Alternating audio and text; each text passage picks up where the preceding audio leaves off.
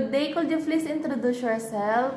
Hello, good day, ma'am. I'm Heslin B. Pamanano. I'm 34 years old.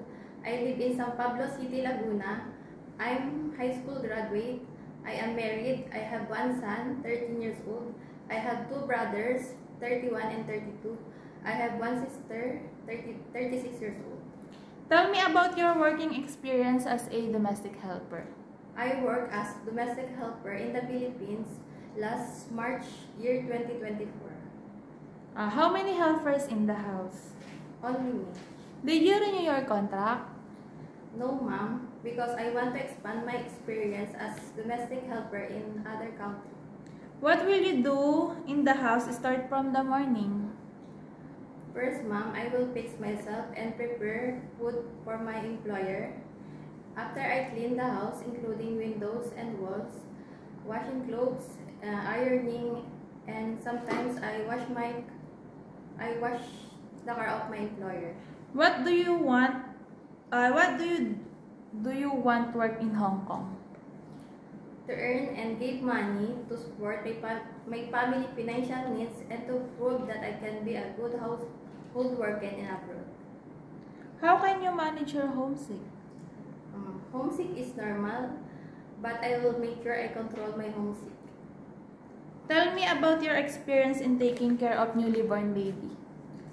In my personal experience, I am the one who look after my baby. I do feeding, changing clothes, changing diaper, prepare vitamins, sterilize the bottles. What will you do if the baby has a fever? First, I will check the temperature using thermometer, and I will call my employer to inform what happened to the baby. Do you have experience of taking care of elderly? Yes, I treat the elderly like my own parents. I will follow the orders and always give respect to every time to talk with them. Can you promise not to break your 2 years contract, and how could you manage it? Yes, I promise not to break my 2 years contract. I can manage it by showing my positive attitude to my employer. I promise to finish whatever commitment signed with them. Can you sing a song like nursery rhymes? The wheel on the bus, round and round, round and round, round and round. The wheel on the bus, round and round, all to. Okay. Tell me about your cooking experience.